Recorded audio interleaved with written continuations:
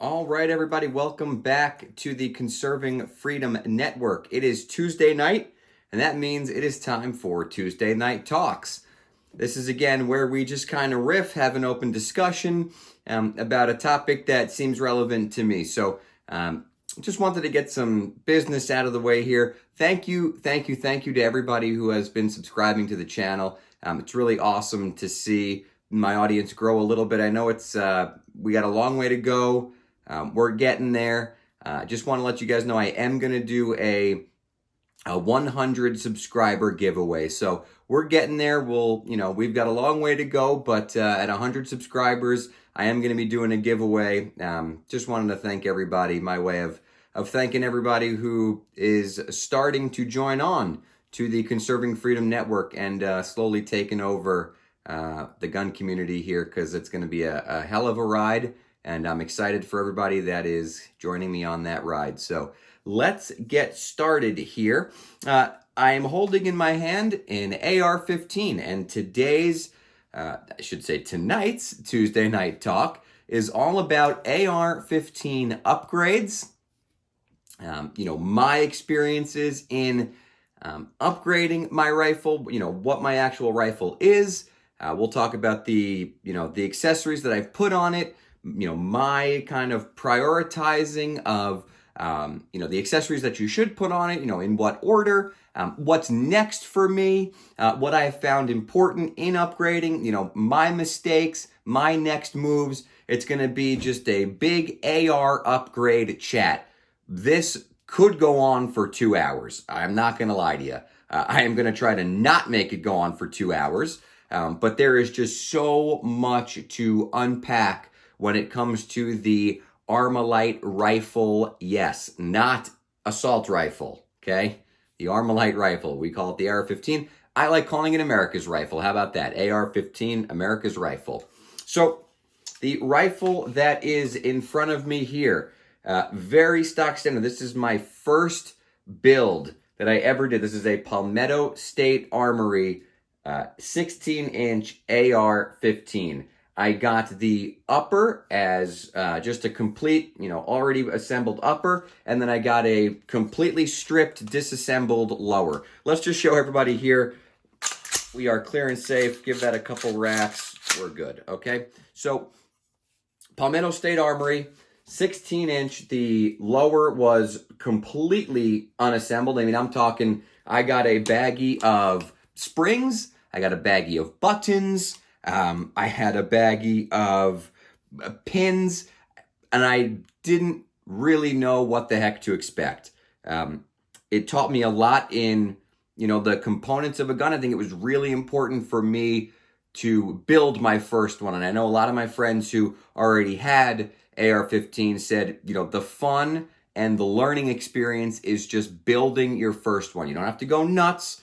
On price, there's always, there's stuff to upgrade within it. We'll go over something I sort of wish I did, but it was a lot of fun. It was completely just bits and pieces, and I had a great time putting it together. So Palmetto State Armory 16-inch AR-15 here. So all of the main components here are Palmetto State. They also sent me some Magpul furniture. So stock is Magpul, the grip is Magpul. I ended up adding a foregrip here. So let's try to keep this a little structured. I want to start with what I think now that I've gotten AR-15 and I've messed around with it and I've added a lot of different stuff to it. A lot of aftermarket parts. We're going to talk about what I think are the most important things that you can get on your AR-15, no matter how fancy it is. I don't care if it's a fully assembled Daniel Defense and you spend $2,500 on it, or you put together a $650 Palmetto State Armory gun. Most important things I think you can put on it. A sling. You have to have a sling on it. The fun of an AR-15 is your ability to, do a bunch of, tactical drills. And a lot of that comes from, the low ready, the high ready. slinging it off your body to, transition to your secondary weapon, or, just working on patrol drills, whatever it may be. I mean, there have been so many times when, it has been super beneficial for me to have the rifle on a sling, pop it across my chest, even if I'm just going to mark targets down at the range. The sling is super important. Don't cheap out on the sling. This is a T-Rex Arms sling. This is a great, great sling. A couple other slings I am looking at to potentially upgrade to, the GBRS group. They make a great sling. I know the Warrior Poet Society makes a really nice sling. Vickers Tactical makes a nice sling, but I went with the T-Rex Arms. Very happy with it. Definitely a must on a AR-15. Another thing that I think you get kind of right away and you don't cheap out on, a good optic, whether that is iron sights or whether it is a red dot. Now, I was lucky enough when I got this from Palmetto State, they sent along the Magpul kind of flip-up sights here. So I do have I'll flip it around this way. So I do have the flip-up rear sight and then the flip-up front sight. So that was a fun bonus for me. These are great backups. Obviously, if my red dot goes down, I do have backup irons. But if you don't have any optics on your build that you're getting, or you're whatever, the Palmetto State, or you're going with Aero Precision or whoever, and they're not including iron sights, that's fine. You can run irons. You can run a red dot. You don't need both. The point is, pick one good one. And I will say, a mistake I made was I won't get into the company that I chose first, but I did not choose a very expensive red dot because I was just getting into it all, and I wanted to be as budgety as possible. I guess we can talk about one of the mistakes I made early. I don't know if it's mistakes, but one of the things maybe I wish I did, spent a little more a little earlier, so that I wasn't, now that I'm more educated about, good parts and good companies and, good gear and good accessories, there are other parts that I wish I had. I will upgrade. It's fine. Everybody upgrades. Everybody has a bunch of different stuff. It's all good. But get a halfway decent optic. If you're going to get irons, you're going to get iron sights, get metal iron sights. Daniel Defense makes a nice set. BCM makes a nice set. Invest in optics. If you're going to get a red dot, I would say the minimum you should go is $200. I made a terrible mistake with a red dot, and then had to upgrade to the Vortex. This is the AR, I believe it's the Scar, maybe. It's a Vortex. It was $220. I think you can get this bad boy for. It has not lost zero. It has been awesome for me. It is super reliable. Definitely a good choice for me. I love what Vortex has been doing. Their customer service, their warranties are fantastic. So definitely happy with my Vortex optic. If I'm going to upgrade next, I think I skip a lot of different levels here. From the Vortex, I would skip probably some of the Hollow Suns.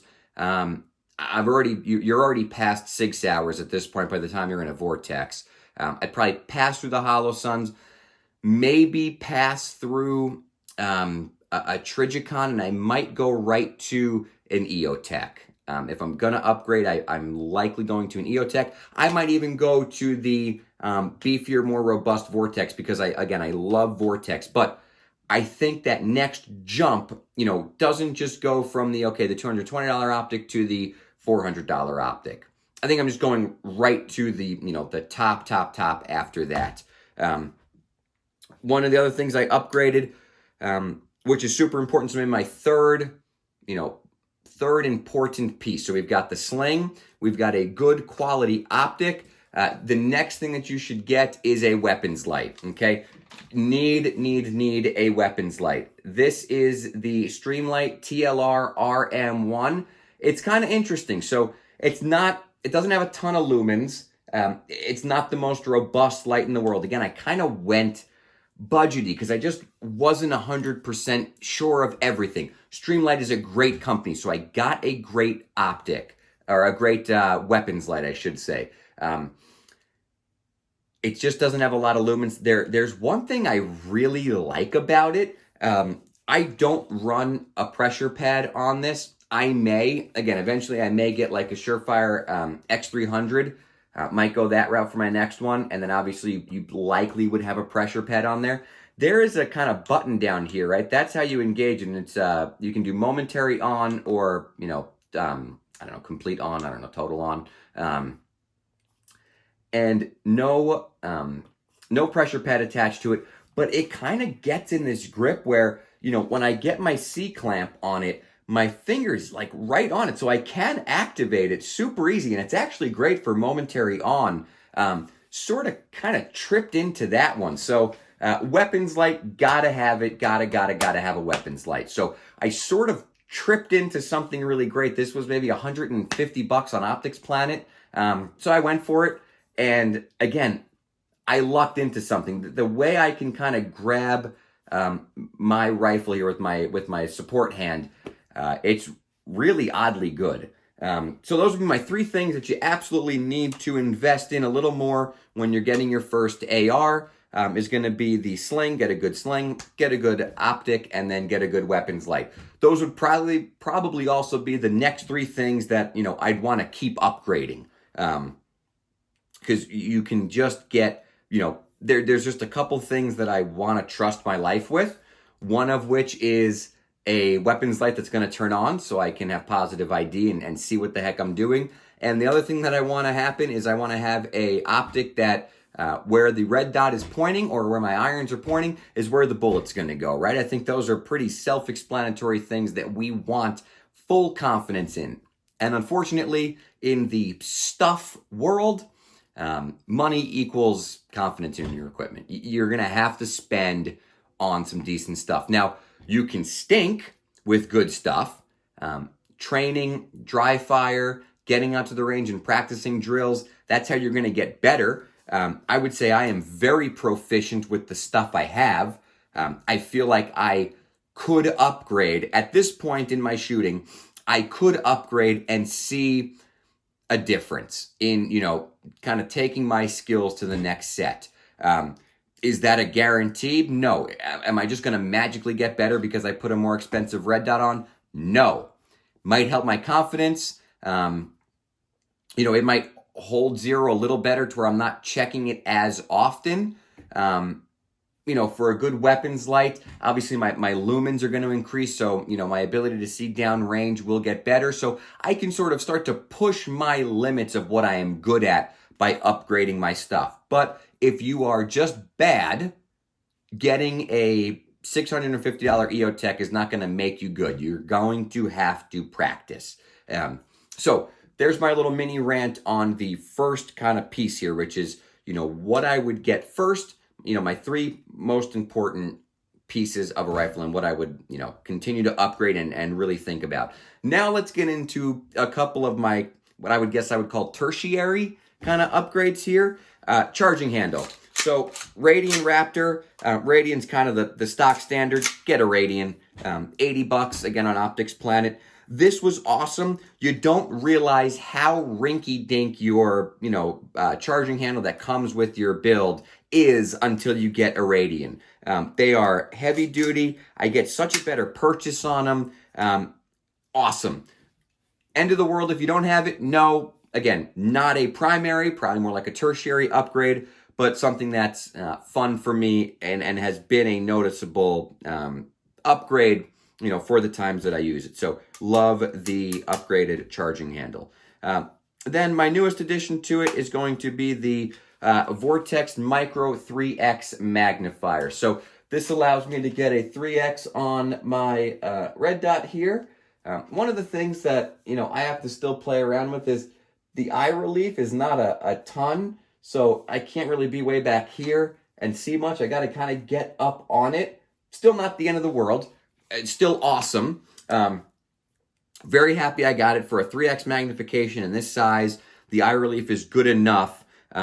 I really like it. So this has allowed me to, again, enhance my shooting to where now I can get out to, 100, 200 yards and see a little more easily for a guy with not the most amazing eyesight in the world. So this was an awesome upgrade for me.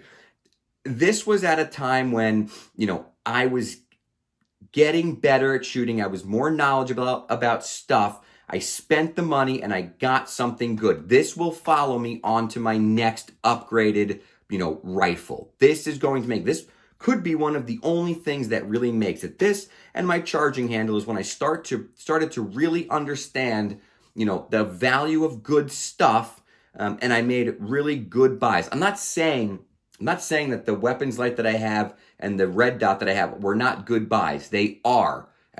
But there's just better out there. Even the Magpul furniture, I mean, love the stock. Love the stock. The more research I do, I think I might like the BCM stock more. So you're always upgrading. You're always changing out your stuff. Make sure it serves a purpose, though. Make sure you can quantify that you're going to get better, that it's going to serve a purpose for you. Let's see, what else can we talk about? I guess there's one piece left here. My little foregrip, my vertical grip up here. Helps me get a C-clamp. Didn't realize how important that was until I put one on. Love it. What do I wish I did and what I'm going to do on my next build? This is going to get way forward. Let's see if we can get this in frame here pretty good. This foregrip should be way up here. If I'm going to keep this light, maybe I will. Again, I sort of like it. This can still get up more. This light can get probably one more click up. This can come a couple more clicks up. I want to get like up here on the thing. I'm watching a lot of guys when they're training, when they're shooting. I study a lot of video. They are way up on the front of their gun. Obviously, only going to help with recoil. I wish I could grip it from friggin' up here, right? Can't, but that's how you're going to mitigate the most recoil. So that's why we don't that's why we don't do that old school magazine hold anymore. The more we can get out on the gun, the better. Here's a fun thing. I took my dust cover off and I spray painted it, so that was fun. Definitely liked that. Yeah, so it's being finicky here. Huh. Who knows? Yeah, so that is the basics of my AR-15, kind of the upgrades. Here's what's next for me. I want to get a different complete upper here. I think, for the volume of shooting that I'm starting to do, and PSA, the PSA upper has been awesome. Have not had a single malfunction. Is super accurate. I run some drills and I'm always impressed by this gun. I think that first of all, this is 16-inch. I want to go 14.5 and have a pinned Surefire War Comp, and then I can get my suppressor tack stamp and get a suppressor. So that's a big reason of why I want to upgrade that. But, I just think that now that I'm starting to really run the gun hard, right, and it's heating up quickly, I just think I can get more longevity, more durability out of a better upper. And I'll tell you right now, I'm going to a BCM 14.5 upper. So again, no real problems with this. Where it would run into a problem, I don't think the gas tube and how it kind of filters gas or releases gas or cycles gas, whatever you want to call it, I don't think it's durable and stout enough to withstand a suppressor and all the gas that builds up in there. I know the BCM can. A lot of ex-military guys that I love to watch on YouTube have BCMs and they run their suppressors and no problems with the BCM. So just for a durability, ability to cycle through gas a little better, the ability to withstand more and more rounds, as I start going through, training sessions where I'm shooting 200, 300 rounds at once, I think that I'm ready. So, yeah, I think I'm going to upgrade the complete upper next. I I did good enough. I made sound decisions with the companies I went with and the price points I was at, that I enjoy, the accessories I have on it. There's always better, but I am very proficient with these, with the accessories that I have on, where I think a upper, change yet an upper upgrade is going to be my next steps. Feel free to disagree with me in the comments. I'd love to hear your thoughts. Thank you so much for tuning in to this Tuesday night talk. I know I went on really long. So I hope you enjoyed it. There's just so much to talk about when you talk about AR-15s, and so much customization that you can do to it, and the upgrades are endless. So drop comments below. Tell me what you think. I love PSA. Our next gun review is going to be a gun review on PSA and the truth about PSA. Because again, I'll give you a little spoiler. There ain't nothing wrong with it. For everything that I've done, there is nothing wrong with this gun. I picked good companies for accessories. I got proficient in my training, and I really enjoy my AR-15. So thank you again so much for tuning in. We are going to do that 100 subscriber giveaway, so stay tuned for that. And we will see you next time on the Conserving Freedom Network. Thank you, everybody.